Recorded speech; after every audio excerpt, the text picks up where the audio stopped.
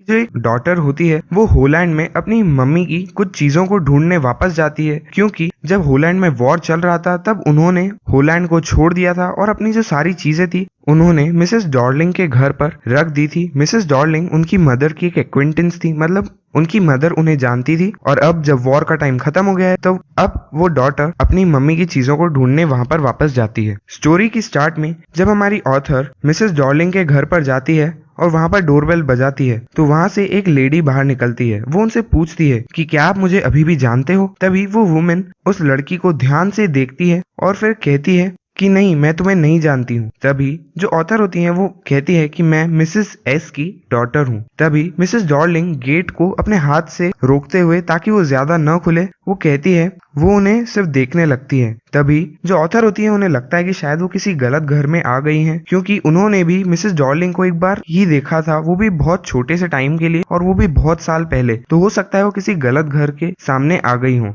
तभी जो वुमेन होती है वो डोर से थोड़ा सा बाहर आकर खड़ी होती है। तभी जो ऑथर होती है उनकी नजर उनके स्वेटर पर जाती है, जो कि एक ग्रीन कलर का स्वेटर था जो कि उनकी माँ ने सिला था सालों पहले। और उसपे जो वुडन बटन्स थे वो भी काफी पेल हो गए थे उसे बार बार वॉश करने के कारण। और ऑथर उस स्वेटर को देखते ही वो उन्हें पहचान जाती है और उन्हें पता चल जाता है कि वो सही घर पर ही आई हैं। और वो उस वुमेन से पूछती है कि क्या आप मेरी माँ को जानते हो। तभी वो वुमेन रिप्लाई देती है कि क्या तुम वापस आ गए हो, मुझे तो लगा था कि तुम कभी वापस नहीं आओगे। तभी ऑथर कहती है कि सिर्फ मैं ही आई हूँ। तभी उस वुमेन के पीछे उसके कॉरिडोर में एक डोर खुलता है और बंद होता है और वुमेन कहती है कि मैं अभी तुम्हारे लिए कुछ नहीं कर सकती हूँ। और तभी हमारी ऑथर वापस कहती है कि मैं एक स्पेशल ट्रेन से यहाँ तक आई हूँ और मुझे आपसे बात करनी है कुछ टाइम के लिए। तभी वो वुमेन कहती है कि ये मेरे लिए अभी कन्वीनियंट नहीं होगा, मैं तुमसे कभी और बात करूंगी। और उसके बाद वो ध्यान से उस डोर को बंद कर देती है ताकि ज्यादा शोर ना हो, क्योंकि हो सकता है कि अंदर कोई डिस्टर्ब हो जाए। तभी जो ऑथर होती है वो बाहर खड़ी रहती है और उन्हें दिखता है कि साइड की एक विंडो का कर्टन थोड़ा सा हिलता है और उन्हें लगता है कि उन्हें कोई देख रहा था। और फिर वो सोचती है कि शायद वहां पर विंडो पर खड़ा था वो उस वुमेन से पूछ रहा होगा कि क्या हुआ। तभी उस वुमेन ने रिप्लाई किया होगा कि कुछ नहीं हुआ है। तभी ऑथर वापस से उस घर से बाहर जाती है और वहां पर उस घर की नेम प्लेट को वापस देखती है। वहां पर लिखा था मिसेस डॉर्लिंग, जो कि ब्लैक लेटर्स में लिखा था व्हाइट एनिमल के ऊपर, और जस्ट उसके ऊपर उस घर का नंबर दिया हुआ था, वो था नंबर 46। अब इसके बाद जो ऑथर होती है वो वापस स्टेशन की तरफ जाने लग जाती है। और जब वो ऑथर स्टेशन की तरफ जा रही होती है तब उन्हें अपनी माँ की याद आती है, जिन्होंने उसे ये एड्रेस दिया था बहुत सालों पहले। और इसके बाद ऑथर हमें पुराने टाइम की बातों को बताती हैं। वो हमें बताते हैं कि जब वॉर का फर्स्ट हाफ चल रहा था तब रोज उन्हें अपने घर में कुछ ना कुछ चेंजेस दिखते थे। उन्हें रोज लगता था कि उनके घर में से कुछ ना कुछ सामान गायब होता जा रहा है। तो वो जाकर अपनी माँ से पूछती है कि हमारे घर का सामान कहाँ जा रहा है। तभी उनकी मदर उसे मिसेस डॉर्लिंग के बारे में बताती है, जो कि उनकी एक पुरानी एक्वेंटेंस थी। मतलब जो मिसेस डॉर्लिंग थी और उनकी मदर थी वो एक दूसरे को काफी सालों पहले जानते थे और अभी रिसेंटली वो वापस मिले थे और उसके बाद से वो रेगुलरली एक दूसरे से मिलते रहते थे। और जब भी मिसेस डॉर्लिंग हर बार उनके घर पर आती थी वो कुछ ना कुछ अपने साथ लेके चली जाती थी। जैसे कि एक बार वो सारे सिल्वर की चीजें थी टेबल पे, मतलब उनके स्पून्स फोक्स वो सब एक बार में ले गई थी। फिर दूसरी बार में वो सारी एंटीक प्लेट्स जो उनके घर में डेकोरेशन के लिए उनने लटका रखी थी वो भी ले गई थी। और वो हर बार जब भी जाती थी वो काफी हेवी बैग्स अपने साथ लेकर जाती थी। और तभी जो ऑथर होती हैं वो अपनी मदर से पूछती हैं कि आखिर ये हमारा सामान क्यों लेके जा रही हैं। तभी उनकी मदर कहती है कि ये उन्होंने ही हमें सजेस्ट किया था और हमें इंसिस्ट किया था कि वो हमारे घर की सारी चीजों को बचाना चाहती हैं, क्योंकि वॉर के टाइम में हो सकता था कि उन्हें कभी भी घर को छोड़कर वहां से जाना पड़े उस ऑथर को और उनकी मदर को, और उनके घर में काफी सारी प्रीशियस थिंग्स थी। तो ऐसे टाइम में वो सब उनके घर में पीछे ही छूट जाती। तो इसीलिए वो मिसेस डॉर्लिंग हर बार अपने घर पर कुछ ना कुछ उनके घर से ले जाती थी ताकि वो वहां पर उसे सेफ रख सके। और उसके बाद ऑथर अपनी मदर से पूछती है कि आपने इस बात पर हाँ क्यों कहा। तभी उसकी मदर कहती है काफी सैड टोन में कि ये काफी जरूरी है और अगर मैं उन्हें मना भी नहीं कर सकती क्योंकि ये उनकी इंसल्ट करने के बराबर होगा, क्योंकि पहले ही वो हमारे लिए इतना रिस्क ले रही है कि वो रोज हमारे घर से ऐसे बैग्स लेकर बाहर जाती है। तो हो सकता है कि दूसरे लोगों को भी डाउट हो कि आखिर ये यहाँ से ऐसे क्यों जाती है, और हो सकता है दूसरे लोगों को भी इन पर शक हो। और ये सब सोचते सोचते ही ऑथर स्टेशन तक पहुंच जाती है और वो ये भी बताती है कि रास्ते में वो आसपास की जगहों पर ज्यादा ध्यान भी नहीं देती अपनी सराउंडिंग्स में, क्योंकि ये सब वही जगह थी जहां पर वो सालों पहले रहते थे और इन जगहों को देखने से उन्हें अपनी पुरानी मेमोरीज याद आ जाती हैं जो उन्हें अपसेट कर देती है। वही स्ट्रीट साइंस, वैसे ही हाउसेस और वो एरिया जिनमें उनमें अपना प्रीशियस टाइम, अपना बचपन बिताया था। इसके बाद ऑथर हमें वापस पुराने टाइम के बारे में बताते हैं, जिनमें वो बताते हैं कि सेकंड टाइम उन्होंने मिसेस डॉर्लिंग को एक ट्रेन में अपने आगे बैठा हुआ देखा था और जब उन्होंने उसे फर्स्ट टाइम देखा था उस दिन वो सुबह लेट उठी थी और जब वो नीचे आ रही थी तब उनकी मदर किसी से बात कर रही थी और वो ये भी बताती है कि वो जिस वुमेन से बात कर रही थी उनका जो बैक साइड था वो काफी ब्रॉड था। उसके बाद उनकी मदर अपनी डॉटर को मिसेस डॉर्लिंग से मिलवाती है और वो कहती है मिसेस डॉर्लिंग को कि ये मेरी डॉटर है। तभी जो वुमेन होती है मिसेस डॉर्लिंग वो उनकी तरफ वेव करती है और उसके बाद वो एक सूटकेस को उठाती है कोट रैक के नीचे से और वहां से जाने लगती है। ऑथर हमें ये भी बताती है कि उन्होंने एक ब्राउन कोट पहना था और एक शेपलेस हैट पहनी थी। इसके बाद ऑथर अपनी मदर से पूछती है कि क्या वो काफी दूर रहती है, क्योंकि वो काफी हैवी सूटकेस उठा रही है और उन्हें इसे ले जाने में काफी दिक्कत होती होगी। तब उनकी मदर उन्हें उनका एड्रेस बताती है जो कि होता है इन मार्कोनी स्ट्रीट नंबर 46 और उनकी माँ उससे इस एड्रेस को याद रखने के लिए कहती है। इसके बाद ऑथर हमें बताते हैं कि उन्होंने इस एड्रेस को याद रखा था और जब वॉर खत्म हो गई थी उसके काफी सालों बाद वो उस जगह पर वापस नहीं गई थी, क्योंकि एक्चुअल में वो अपनी पुरानी चीजों को नहीं देखना चाहती थी, क्योंकि एक तरीके से वो डर रही थी अपनी पुरानी चीजों को देखने से, क्योंकि उन चीजों को देखने से उनकी पुरानी मेमोरीज, उनकी सारी गुड टाइम्स उन्हें याद आ जाते थे अगर वो उन चीजों को देखती थी। तो इसीलिए वो चाहती थी कि वो उन चीजों को नहीं देखे जो कि अब कुछ बॉक्सेस में शायद कहीं पर किसी कबर्ड में बंद पड़ी होंगी। पर क्योंकि अब वॉर खत्म हो गया था, सब कुछ नॉर्मल हो गया था वापस से, जिसके एग्जाम्पल में वो कहती हैं कि अब वो बिना किसी डर के आराम से सो सकती थी। सोने के लिए उनके पास एक बेड था। जब वो अपने रूम से बाहर देखती थी तो वापस एक नॉर्मल डे की तरह दिखता था, क्योंकि अब वॉर ओवर हो चुका था। और एक दिन वो नोटिस करती है कि वो क्यूरियस होती है कि उनकी सारी चीजें जो उन्होंने उस एड्रेस पर छोड़ दी थी वो सभी अभी भी वहीं पर है। और फिर वो सोचती है कि जब पहली विजिट मिसेस डॉर्लिंग के हाउस पर उनकी फेल हो गई थी तो अब वो एक और बार जाकर ट्राई करेंगी। इस बार जब वो उनके घर पर जाती है और डोरबेल रिंग करती है तो एक गर्ल जो कुछ 15 इयर्स ओल्ड थी वो डोर को ओपन करती है। फिर ऑथर उनसे कहती है कि क्या उनकी मदर घर पर है। तभी वो लड़की कहती है कि नहीं, अभी उनकी मदर कुछ काम से बाहर गई है। तभी जो ऑथर होती है वो कहती है कि कोई बात नहीं, मैं थोड़ी देर उनके लिए वेट करती हूँ। और वो उस लड़की के साथ उस घर के अंदर जाती है और जो लड़की होती है वो भी उन्हें रास्ता दिखाती है लिविंग रूम तक का। जब वो पैसेज से जा रही होती है तब उनकी नजर एक ओल्ड फैशन आयरन हानुका पर जाती है जो कि एक्चुअल में एक कैंडल होल्डर होता है। और इसके बाद ऑथर हमें बताती है कि वो इस टाइप का कभी यूज नहीं करते थे क्योंकि ये काफी बर्डनसम होता था और इतने सारे कैंडल होल्डर्स पर कैंडल जलाने से अच्छा वो सिर्फ एक सिंगल कैंडल ही यूज करती थी।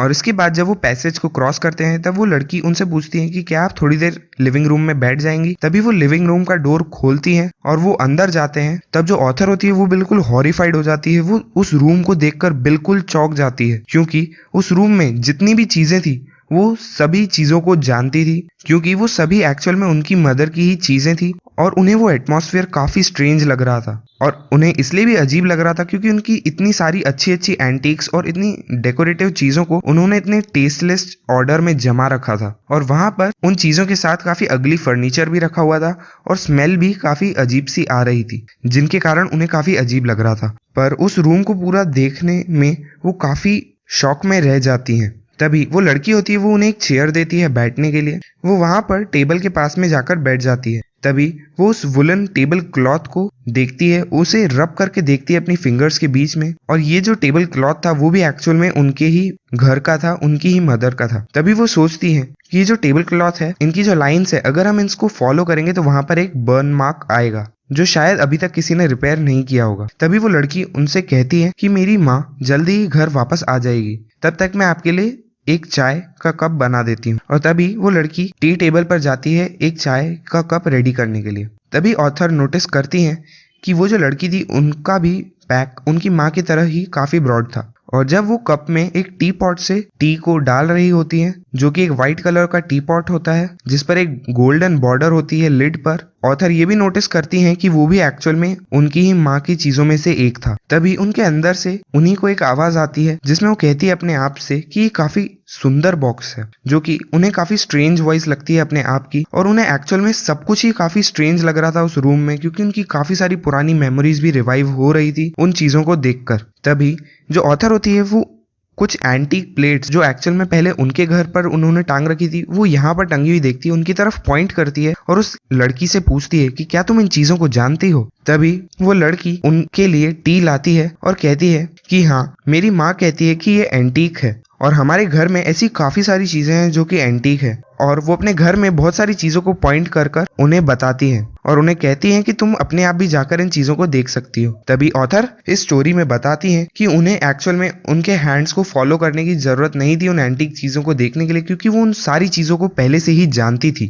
तभी वो टी टेबल पर रखी हुई चीजों को देखती है और उन्हें याद आता है कि जब वो एक छोटी बच्ची थी तब वो वहां पर एक एप्पल रखती थी हमेशा प्यूटर प्लेट के ऊपर उस टेबल को सजाने के लिए। तभी वो लड़की उनसे कहती है कि हम इन चीजों को हर टाइम यूज करते हैं और हमने एक बार उन एंटीक प्लेट्स जो वहां पर टंगी हुई है उनमें भी खाना खाया था, क्योंकि मेरा काफी मन था एक बार उन प्लेट्स में खाना खाने के लिए, पर ऐसा कुछ स्पेशल नहीं था, वो प्लेट्स ही हैं, बिल्कुल नॉर्मल ही हैं। और तभी जब वो टेबल क्लॉथ पर अपना फिंगर पहले रब कर रही होती है, अब उन्हें एक बर्न मार्क भी मिल जाता है उस टेबल क्लॉथ पर, और जब वो टेबल क्लॉथ पर अपनी फिंगर्स को रन कर रही होती है तभी वो गर्ल उन्हें काफी क्वेश्चनिंगली देख रही होती है। तभी ऑथर उनसे कहती है कि इन सब प्यारी प्यारी चीजों को तुम अपने घर में रोज रोज देखते हो, अब तो तुम्हें इनकी आदत हो गई होगी और अब तो तुम्हारा शायद इन पर इतना ध्यान भी नहीं जाता होगा, और हमारा ऐसी चीजों पर वापस ध्यान तभी जाता है जब हम इनमें से कुछ चीजों को या फिर खो देते हैं या फिर वो कुछ डैमेज हो जाती है, एज एन एग्जाम्पल। और इसके बाद ऑथर हमें बताती है कि ये भी उन्हें एक अननेचुरल साउंड सुनाई दिया उनकी अपनी वॉइस से, और उसके बाद उन्होंने कंटिन्यू किया वापस से कहना कि मुझे याद है एक बार मेरी माँ ने मुझे सिल्वर पॉलिश करने के लिए नीचे बुलाया था।